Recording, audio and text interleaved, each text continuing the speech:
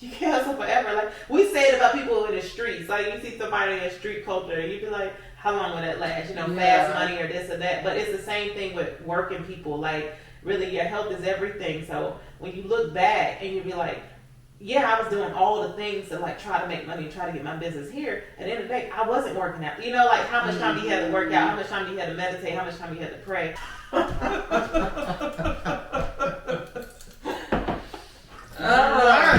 All right. And we are just the two of us. Your job in this induction is to completely surrender into your body. Oh, I fell asleep.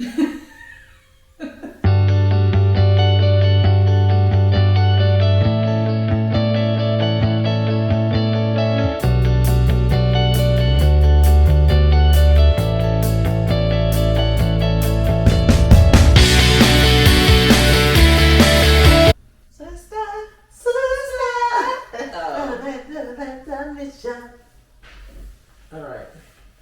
I'm just trying to wake up from my meditation. It's always the raw moments that are best. Exactly. That's what she said. Let's take our shot. I am so beyond. Ooh, I'm scared. I'm beyond shot age. Whose idea was this? I just wanted to taste the tequila. We don't have to take the whole shot. Yeah, let's sip it. Cheers. Cheers. Salud.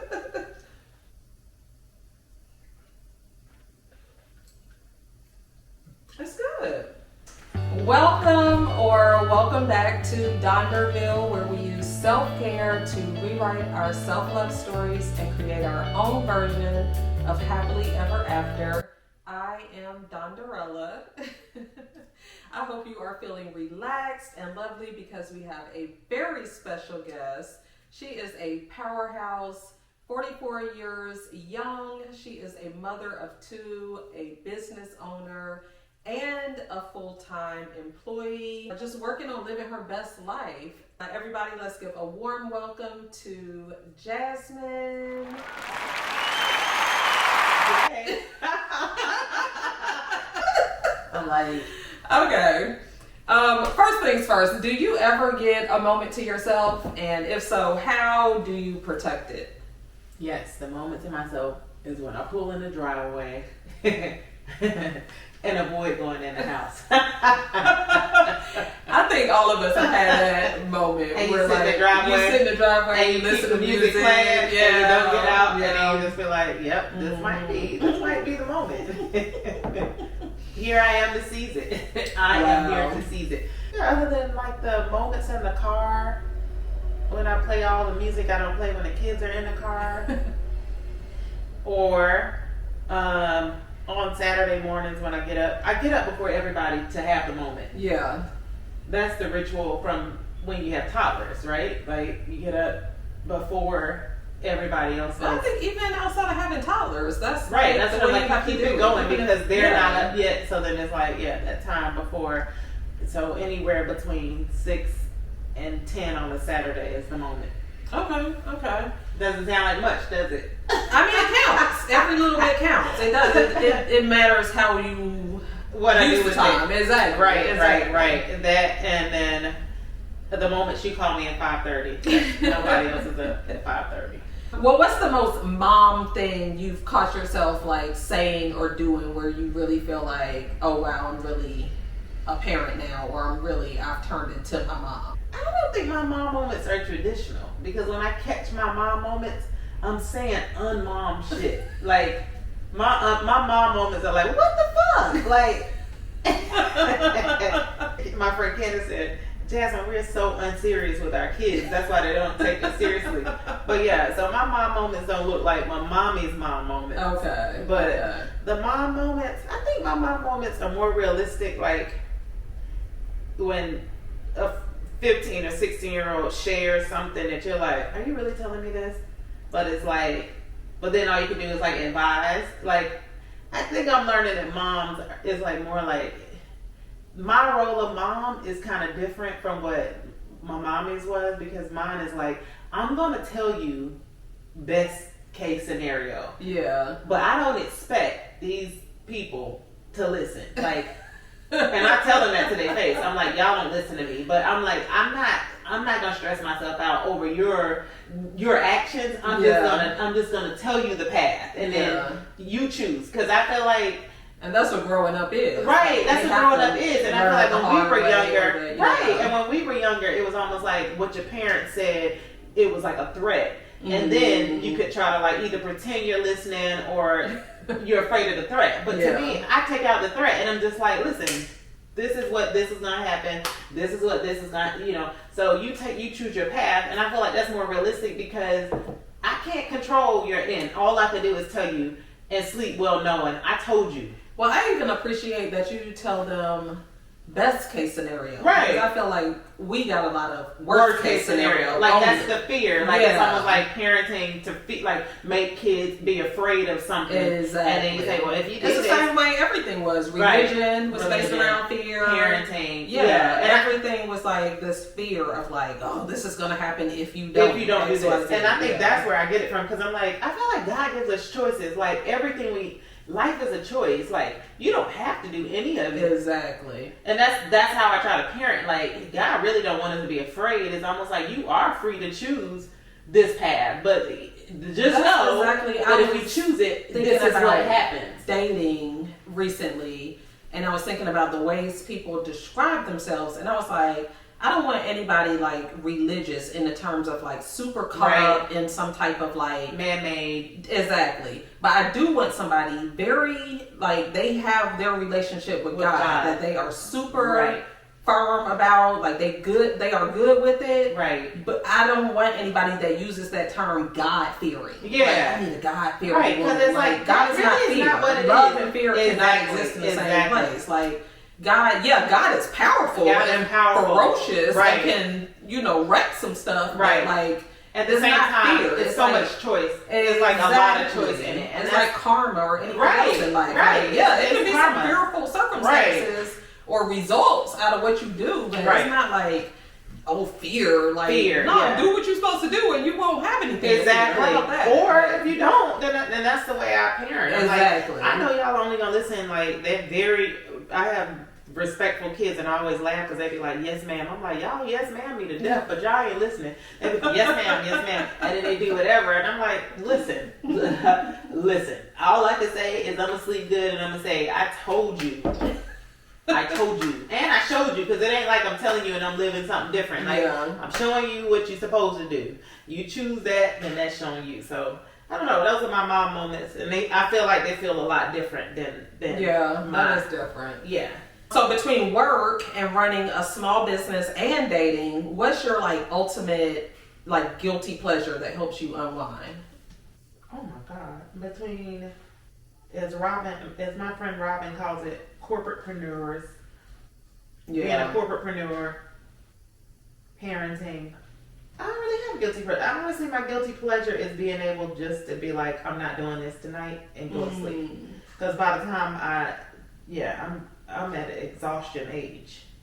I don't know if this is an age thing. If like sleep is your guilty pleasure. Sleep is my guilty pleasure. No, dead ass. Like, no, seriously. Because that is the only thing I do where I feel like I could be doing more. Yeah. Like, I may have a to-do list that I know I got 3 things, and then I just be like, because it's not TV anymore, because honestly, if I turn on the TV, I'm turning it on to go to sleep. Yeah. So, my guilty pleasure is like, I'm going to get in the bed, and I'm just like, I'm tired. Like, I tell myself, and it's almost like I have to keep telling myself how tired I am to, like, be okay with sleeping. Like I'm nothing like, else is getting done. Yeah, I can't do anything else. Wow. So I'm just like, I'm tired. I'm going to bed. Like, because, a full-time job in business and kids, listen. Wow.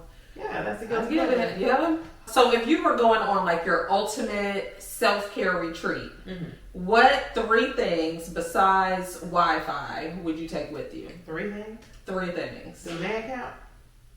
I guess so. It's your retreat. It is a self-care retreat, but I mean, hey. Yeah. Self-care is self-defined in my book, so. Yeah, I would say, my numero uno. Okay. Is one. I have nothing. When I say nothing about my journal and my notebook, I have like 10 journals, notepads to do I take it everywhere, in every trip. And if I'm out of town, I still pull it out. And like, I had nothing but a funeral, and I had my to-do list out. So, yeah. Okay. My book where I write down everything, a running list of things I want, things I need, things I'm about to be, things I just did, things that I need my book to write in. And 3 things? Mm-hmm. I would say tennis shoes. Then I could just walk. Okay. That's good. That makes sense. Okay. Yeah, just some sneakers so I could walk. Because as long as I could walk, I think Yeah. I'll be okay. Speaking of self-care, how do your kids react when they see you doing self-care? I don't know. I guess it depends on what self-care is. Mm-hmm. Like, is self-care microdosing tequila? In my opinion, self-care is not what most people think it is. It's not spa treatments and yoga per se or meditation necessarily. I do think mindfulness and movement play a part in self-care for sure. Yeah. But I think for each person, self-care is anything that puts you closer to your ideal self and your ideal life. Yeah. So if your ideal life involves like I'm laying on the beach drinking tequila, then it might be. Yeah, but I would say I think that mostly what I do every day that the kids see is walk the belt line. So I think like them watching me say, I'm going to the belt line. I think how they respond to it, they're just used to it now, and I think it's so funny when you like make a point to do something every day, then you watch kids get used to like your habits and watching you do something every day. So it's kind of like you're walking the belt line, like it's like they expected of me. Versus like when they were younger, then I would kind of feel guilty, like, well, I gotta go, But now it's like, look, do your homework, do what you gotta do. I'm about to walk the belt line, like a non-negotiable. Yeah, exactly. Like this is me taking this hour to walk. And I think, once you create the habit, then they just get used to, and they be like, Mom, you gonna take your walk? Like now they know I take my walk. Yeah. Do you think it's gonna make them more likely to have their own Absolutely non-negotiables when it comes to self-care? I think especially with Lola, because she's she watches me, and if I exercise in the living room or if I do yoga, and she's up and she does it with me, she's like, let me do it, Okay. So, and even when I was like working out when she was first born and she was like 2, if you work out and the kids are there, they start working out with you. Like it's like, oh, she's stretching, oh, she's working out. So I think it's like it's any habit that you create. Like if you are like somebody that comes home and has a beer when you get off of work, then I think those habits your kids gonna watch. Like, okay, this is how you unwind. Yeah, you have a beer. You know what I'm saying? So I think I think any habit that they watch you do every day becomes like an expected norm of like, this is what moms do. And that's kind of why like the wine thing, like I don't like drink wine every night like I used to, but like if I was doing that, then they would definitely think having a glass of wine is the thing to do, like, to unwind every It's day. like in the 60s when it was like you came home and you had a nightcap. Right, See what you got. right. At least the men. Right. So That's it becomes like, of course people gonna watch you and go, oh, I'm supposed to do X. So that walk that I take every day is gonna. Olu is very athletic anyway, so I feel like exercise and athleticism and all of that is already in my household. And then Lola watching me do what I need to do to stay in shape, I think she definitely is well aware of what it takes to like. Yeah. She probably doesn't know why I do it, but I think she'll hit an age where she'll be like, oh, that feels good, like to walk, to like unwind. Yeah. Definitely. Even at a young age in school, sometimes if you start doing sports or and you see like the conditioning as a part of it too. It's not just the it's sport, not just a sport, but like to activity. be in shape and like be ready for it. So what's one piece of advice you would give your younger self now that you've learned how to juggle a million hats? Oh my God. Now that I've learned to juggle a million hats, advice to my younger self. Quite frankly, I think my younger self was a better, more motivated person. I don't know that I would give my younger self advice that I didn't already have. I feel like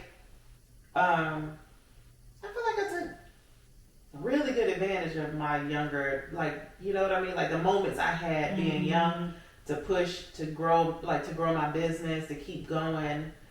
I think from a work ethic standpoint, like I couldn't have worked harder. I think being older and knowing how tired I get now, like I feel like the only thing I would say is like I would have maybe used more time, but like everybody that knows me knows I would stay up till 3 a.m, like sewing and designing stuff, and then go to a full-time job, and then I went to school after that. So like I couldn't have maximized more hours out of the day.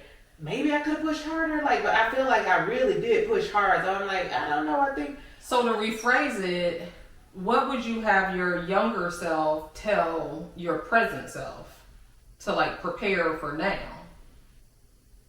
What would my younger self tell me now? My younger self probably would have said, you're going to get tired. Like, I think my younger self would tell me now that everything I was doing wasn't sustainable. Yeah. That it wasn't sustainable. Like, you know what I'm saying? Because, it's nice that I do want to stay up till 2, and I have like a to-do list and stuff I want to do for my business. All the time. Yeah. And in college, the nights I like you stay up crammed for a test, studied at the last minute, stayed up all night, still went to class, still go to work, partied afterwards, or went to work. Yeah. And I just think I did seize the moment, but I'm like, at the end of the day, was it sustainable? Like, it's not sustainable. I think my younger self would have said, one day you'll tap out of the hustle of it all. Like, you can only hustle so long. It's just like what I was saying about wanting to change, like, industries. It's almost like, how long do you hustle before you tell yourself, like, you can't hustle forever? Yeah. You can't hustle forever. Like, we say it about people in the streets. Like, you see somebody in street culture, and you be like, how long will that last? You know, fast money or this or that. But it's the same thing with working people. Like, really, your health is everything. So when you look back and you be like, yeah, I was doing all the things to like try to make money and try to get my business here. At the end of the day, I wasn't working out. You know, like how much time you had to work out, how much time you had to meditate, how much time you had to pray. You definitely don't have time for other people in that. Yeah. And don't have time for kids. So yeah, it just wasn't sustainable. It was like an ends to a mean. But if I could say it, like now, if you're like, that's not, you can't keep moving like that. You just can't. That is very true. Yeah. So what's a song that never fails to lift your spirits? I don't know, my spirits be kind of weird because the songs that I think about probably won't lift people's spirits. Well, what lifts yours? Well, the song that I've had on repeat lately and I woke up listening to today is that song that goes, heartaches, I had my share of heartaches, but I'm still here. And through it you might be right. Yeah, I made it through. You know the song? Another day's journey. Familiar. I don't know. I think because I feel like the things that get me through is more like a reflection, like of like everything that was hard that you made it through. Right. Like so it may not uplift everybody, but to me it's almost like I think it's almost like for a lot of people to feel like, okay, if I did that, I can get through this. Yeah. So it's almost like it's not depressing for me to listen to it, but y'all may turn it on and be like, no, that should not lift me. But to me, it's like every day is like, yeah, I made it, and I'm gonna make it today, and I'm gonna make it tomorrow, and disappointments. That's what it sounds like, disappointments.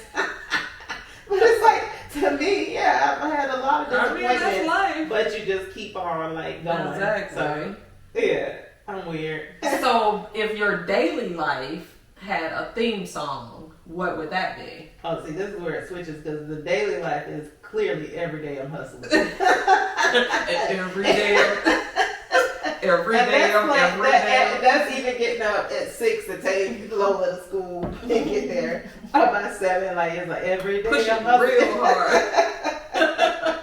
Every day I'm hustling. Every day, every day. And I feel like that would be the theme song until I'm not waking up to take kids. Yeah. It's something about... I remember those school days. Yeah, school days are rough and then when they get out for break, you realize like, because people be like, oh, the rat race. But the rat race, you know, COVID ended the rat race because of kids, you didn't have to take them to school. But if you're a parent with school-age kids, the rat race is the rat race. Like even with the job, you don't get, even if when I wasn't working a corporate job, I was jumping up to get her there and get her dressed and do the homework. So like as a parent with young kids, it's gonna be a hustle, like period. Like everything else excluded, it's a hustle. That is absolutely true. Yeah. At this point in your life, what's the best part about love and relationships? Oh man, the best part about love and relationships is stability. It's like, I think the stability of the relationship I'm in, and even like relationships with like you and family, and it's like easy. You know what I'm saying? Like when it's easy, when it's like I'm just me. Yeah. You know what I'm saying? Like I'm just showing up as me. I don't have to do nothing for you. You don't have to do nothing for me. We just existing and we're happy. Each other. Yeah. Like that. Yeah, the best part. I don't need you to just show up, and then I'm gonna show up, and then we don't. You don't owe me nothing. I owe you nothing, and that's the same thing in a romantic relationship. It's almost like if two people can exist and be happy and just do nothing, and we say, well, what we doing? There's no fancy dinner, just a TV, just us talking, just us laying here. Yeah, that's to me. That is the prime of it all. Like, I could be grunge. I could show up like this. You don't care how I look. That's the key. So do you and your person have any self-care routines that you do together? We walk. Yeah. Okay, yeah. We had our 10,000 steps a day that we would walk the belt line at night. Nice. Yeah. So our walking is a big part of it. And then I think we have Friday nights, which we just eat something, even if it's like to go, and then we just like we chill. Like honestly, I plan to like get good sleep. You know, it's like once again I'm back to the good sleep part of it. But yeah, it's like if I could just chill and know I can go to sleep and not worry about nothing. Perfect date, perfect self-care. Is sleep and self-care routine? Absolutely. Oh yeah. Because sleep is like a part of your physical health. That's how I feel. Like I'm like, and self-care is just like your mental, physical, emotional, like all your healths combined. Yeah, I feel like sleep is a big part of it to me. Yeah. Like if I can say my quality of sleep is very important to me. And that's like, there's somebody in my life that downplays the amount of sleep I need because they don't need as much sleep. And I'm like, everybody needs different amounts of sleep. Right. But whatever yours is, that's what you need to get. Like, but the doctors told me like 11 hours of quality sleep. And that can be, especially in perimenopausal, that can be very reasonable. With a lot of things, for somebody that for a man that might need 5 hours, they might feel like you're making that up or like you're exaggerating. But absolutely.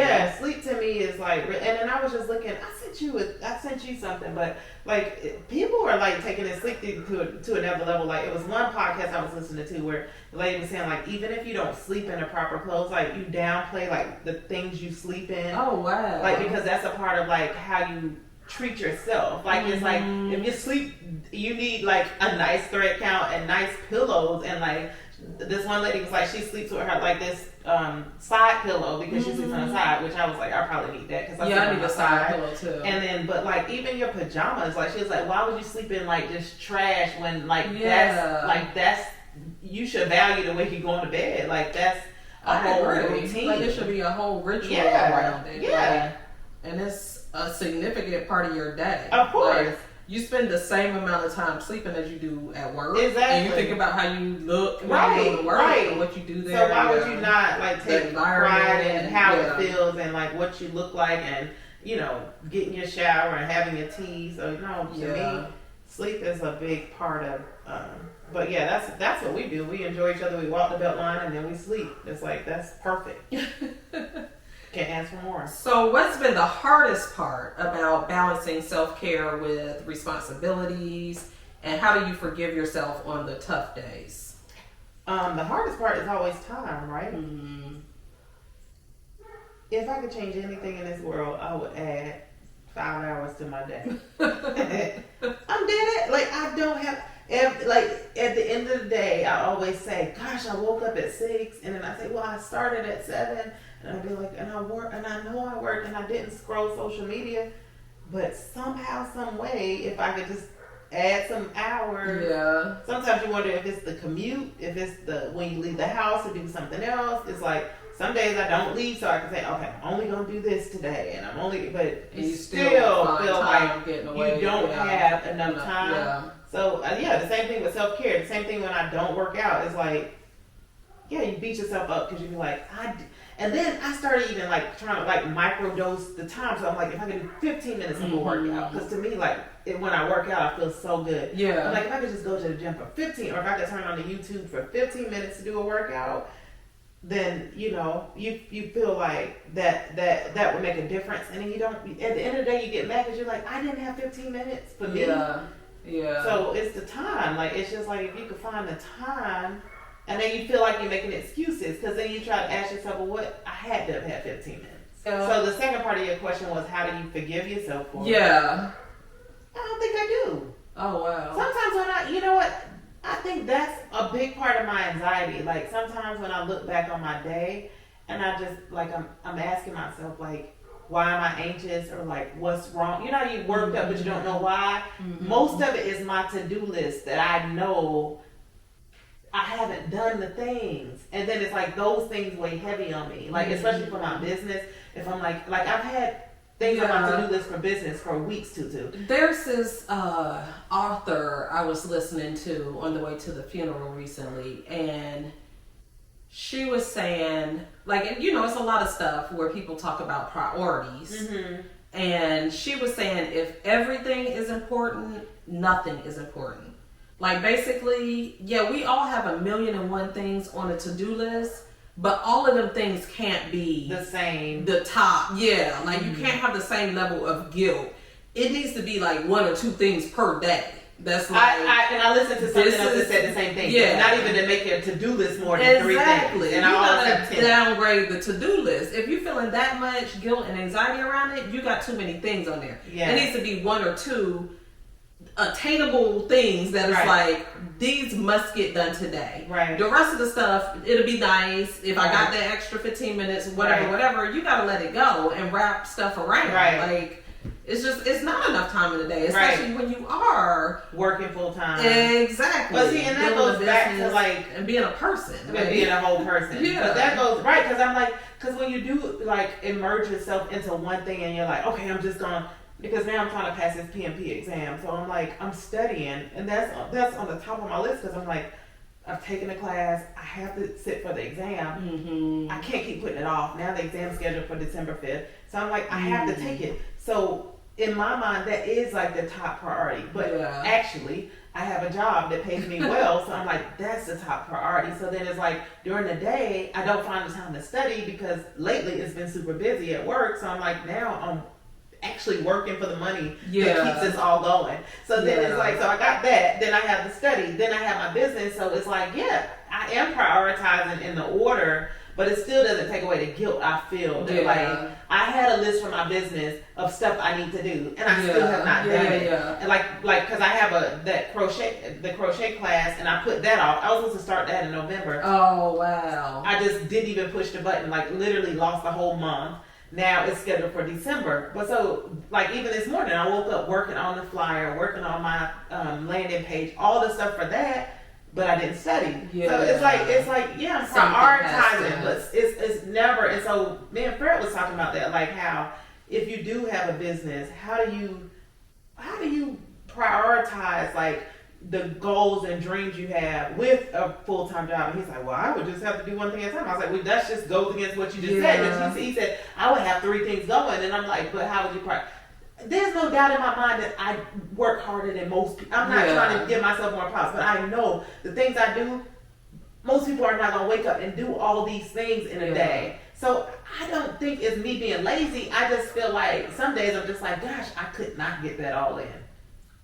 Well, I think a couple of things. I think there are periods of time, like you said, you have the PMP thing going on.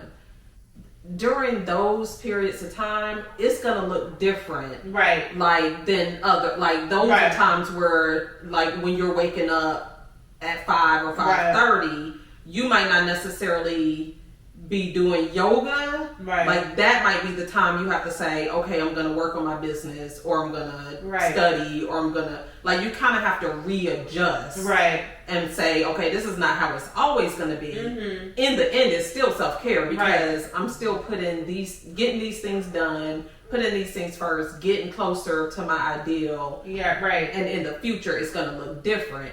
And then the other thing is that, like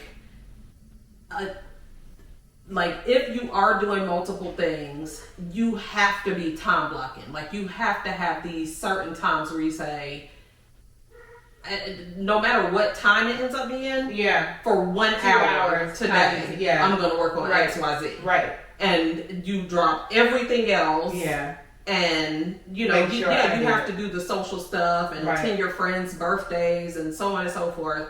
But, like, this is the time I'm going to be working on this, and nothing else is going to, like, interrupt it. Mm-hmm. And sometimes you can only do 30 minutes for those things, or sometimes you can only do 15 minutes, like you said, but it still helps to feel like, okay, I got that done, or I checked that off, or I was consistent with it. Yeah, well, that's what I've been doing. I've been, like, having, like, okay, 2 hours a day to study. But, and me and Fred were talking about that too, like the fact that while I'm studying, it does look different. Because I haven't been even walking with him at night because I've been like, he's like, no, you don't have time. And I'm like, I don't. So if I gain 10 pounds in the next month for not walking, then that's just what's going to happen. I'm like, this is what it is. But I know. And you have to know that you're still putting yourself first. Right. And you still going to get it back together and not feel guilty about, like, I'm not doing this. Right. Because you're doing that. Exactly. So what's your biggest lesson learned about avoiding burnout in business in particular? Oh, my biggest lesson learned about avoiding burnout is you don't. Burnout is inevitable. Burnout happens, especially for creative people. Mm-hmm. Burnout happens, even if it's not like a true burnout. I think I've learned creativity it's not something that you just have every day. Mm-hmm. Because you always think back to, like, your best moments, and your best moments had a moment, like, the moment was cultivated by so many other things. Yeah. Like, the moment was like how you felt, the moment was like where you were, the moment was what was happening, the moment was something inspired you. Yeah. So I just learned that, like, I used to try to force it, and I used to beat myself up about that. Like, there's so many things that create anxiety around, like, I'm not creative, but I don't have any ideas. And the reality is, you probably won't. And then you think about, and then I start comparing myself to even, like, recording artists, like, you might not have a hit. Moments of time. You may not have another hit. Exactly. Yeah, that's your best song. Like, Boys and Men, like, End of the Road. Yeah, maybe there won't be another End of the Road. Like, that's it. Like, so I just learned to just accept, like, you can't think that as any creative or any entrepreneur that you're just gonna always have ideas flowing. Wouldn't that be perfect? If that was the case, everybody would be on top forever. Like, Mariah Carey would still be Mariah Carey from the 90s, and you know what I'm saying? Like, all the artists would be who they were. Andre 3000 would still be Andre. Like, it's nothing. Everything has, like, a cyclical, like, moment, how it feels right now, and it's stupid to think that everything's gonna always just come to you, and you just gonna not get burnt out, and you're gonna have so many great ideas. Like, what I've learned is that burnout happens, creativity dies. Yeah. And wow, that makes me think about when people don't even let themselves do certain things, like, for fear of that ahead of time. Because I remember talking to Jordan's girlfriend about how, like, I think she wants to be in architecture. Mm-hmm. And I used to want to do architecture or interior design, but I remember thinking, oh, I'm going to run out of ideas, or I'm not going to, you know what I mean? And just literally stop myself from even trying something that I may have been good at, because I was great. Fearing. But the thing is, you will run out of ideas, but that's why you work for an architecture firm where you're not the only idea. And 9 times out of 10, like, all the architecture firms I've ever worked with is plug and play. So, like, you create that one idea, it's gonna last you 5 years. That's 5 years of business. Like, you don't need. You only need one. I mean, just think about it. Even like Ralph Lauren. Like, so yeah, he got a great polo shirt, but that polo shirt lasts 30 years. Like, awesome. You ran out of ideas. This color, All right, that put some color. stripes on it. Get a purple one, get a green one, get a blue one.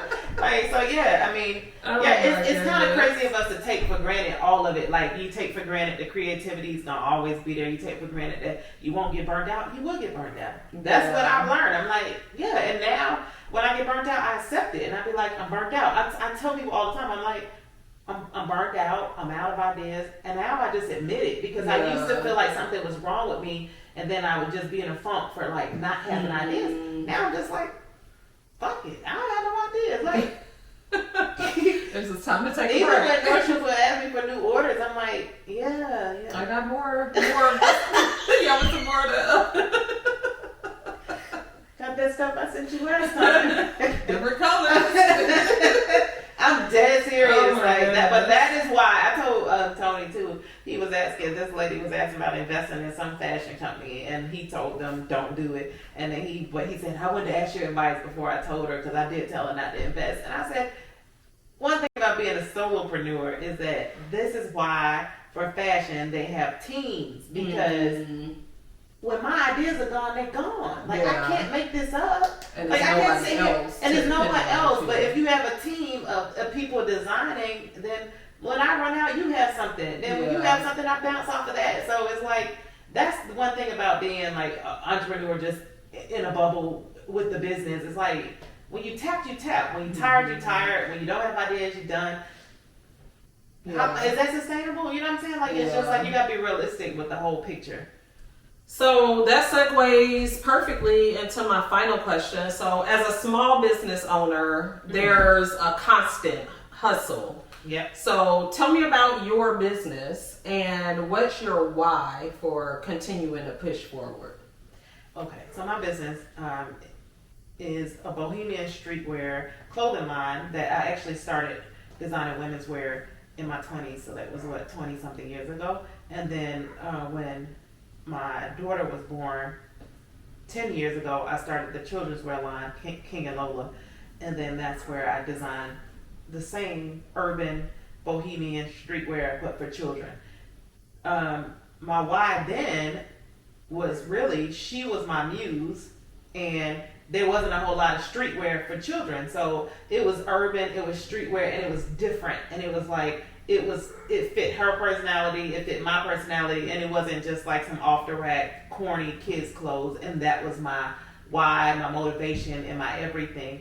But just like I'm saying to you, I look up now, she won't even let me pick out an outfit for her. I think I've done it 10 years. I feel like I've done some of my best work.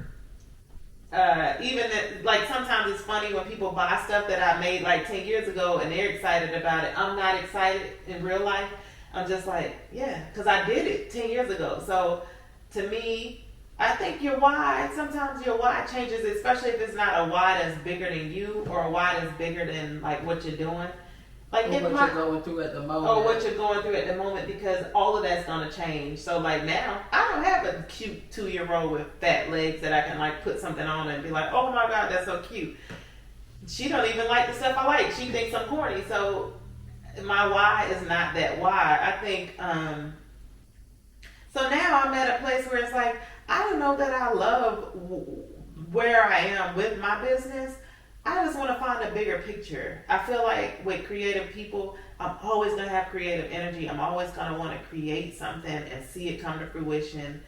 And now I'm, more so in construction and like project management. So it's like, and I love to do like interior design. So I'm like, maybe it's interior design. Maybe it's like home wares. Maybe it's full blown construction. Like, because now I'm all into like building from the ground up, like new homes. Like, and it's just an evolution of creativity. Yeah. It's like, it doesn't die. It's just like, people looking at Andre 3000 play the flute and saying, well, we want to hear him rap, but it's like, nobody can pretend. Nobody can pretend on creativity. It's like, you're in that space because that's where you are. And then when you grow, you in a different creative space because that's where you are. So I think your why changes, where you are changes, your creativity is always going to be there. It's always going to be new ideas, but then the way you express it is the way it comes out, and that's the end product. So I just think I'm in a phase where I'm just ready for God to show me what the next creative outlet is for me. Yeah. And I don't want to, and I never want to be in a place, because when I tell some of my friends, like I was talking to Brandon, and he was like, Jazz, well, come on, you gotta have ideas. I told you to do men's wear. I said, I don't have no ideas for men. Like, I mean, because I'm like, nobody can make you force something. It has to be authentic. It has to be authentic. Yeah. And that's what I've learned. Like, my best work was literally like in the moment. I have an idea for a jumpsuit and I make it and it's a hit. Yeah. And then everybody wants it because it's like, it was really legit my best work. But I can't sit here and fake best work and be like, I got an idea for some pants, and my heart's not in it, and it's not cool, and it's not my best work. So I just think I'm just praying that I just evolve with my creativity, and then I know I have a hit. I don't know what that hit's gonna be. Mm-hmm. It may be modern tiny homes because I'm like, I've changed. Like now I'm more excited about homes and architecture and interior design and stuff than I am with clothing. Yeah. So that's what's up. Jordan wants a tiny home. He wants like a tiny, I think he said like a tiny condo or something. You can build one right in the backyard. And that's what I'm like, I want to build something in my backyard, or if I sell that house and get another one, like build something in the backyard, but who knows what it is. And then I would love to like design the inside and make it cool and design the backyard, but it's like, it's all creativity, but I don't think the outcome and the outlook is going to be as simple. And I don't like to get discouraged by what other people are doing, but I do think that when industries become saturated, which I always tell people, I'm like, I'm not in fashion because everybody says I'm in fashion, because I was doing it before it was popular to do. Yeah. But once everybody gets in it, I'm not a rat race person, and I'm not gonna race to the bottom and create the cheapest, to fit in. And I'm an old lady at this point. I'm not trying to like create trendy. If y'all say y'all want to wear this now I'm gonna start creating this. I create where my heart is, so I can't fake it. So that's how I feel about self-care now, but that's how I feel about makeup for sure. I remember when it was a point where everybody's a makeup artist. Just like everybody's at the MAC counter. Yeah, I was like, I'm out. Yeah, I'm not buying like another, like learning a new technique. Yeah, that's how we doing brows now. Yeah, no, I've always had my own style and how I like to do stuff, and then when it becomes like everybody's making t-shirts and everybody, I'm bigger than, my creativity is bigger than just trying to like fit into a mold of everybody's doing something. I just can't. So I always feel like it's easier for me to expand and let people have a space and be like, y'all have it. I'm gonna move on to something that wherever I'm supposed to be. Don't know what it is. So my why has changed. I definitely get that. But okay, this is a whole nother part of, so some of this stuff, I do have a bunch of overstock, and I do start thinking like, if I could do something with my fashion and really make a difference. So some of the overstock and stuff, I don't know how to make it happen, but if I could like find a way to make my business like a nonprofit and like give away the clothes, like I feel like I would have more peace and joy like at the homeless shelters giving the clothes away, and like seeing people that really need some of this stuff have it. You know what I'm saying? Like, I wish there was a way, like almost like a good, because I always have so many good clothes. Like, if there was like a way to become like the Goodwill, but like cool. You know what I'm saying? Like exactly. Fashion forward. I'm sure that's attainable, because I know they have like, women's giveaways for like women that go to work. This would be like kids going to school. Yeah, you know what I mean? Like they don't have to look corny, like, and they don't have to be lame. Just because they just because they don't have. So I'm like, I wish there was. I know there's a way, but like if I had the time, because it's all time. If I had the time, I would find a way to like kind of make my business a nonprofit, and then just like give this stuff. And even if it was like, if I run out of all the overstock I have, like if it was just like making sure these kids have like cool clothes, you know what I'm saying? Like good stuff. Yeah. And become like a Goodwill, but cool. Like, and it don't have to be used, it don't have to be worn out, it don't have to be old. Because we have so much good stuff. Like, and even like a lot of the kids that used to model for me and like influencers and stuff, brand new tennis shoes, good stuff that they grow out of. Like, if that stuff could go to the kids that don't have in shelters, that would be cool. Like if I could do that, and even like the homeless people on the street. Yeah. So I think that would keep my why like more.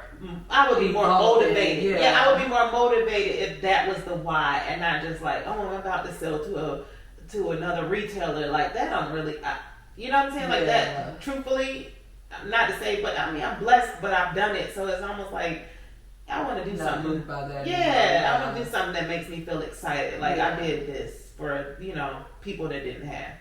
Oh wow. I love that. Okay. Well, so do you have any final thoughts? It can be on middle-aged. It can be on perimenopause. It can be on business. Middle-aged, don't do it.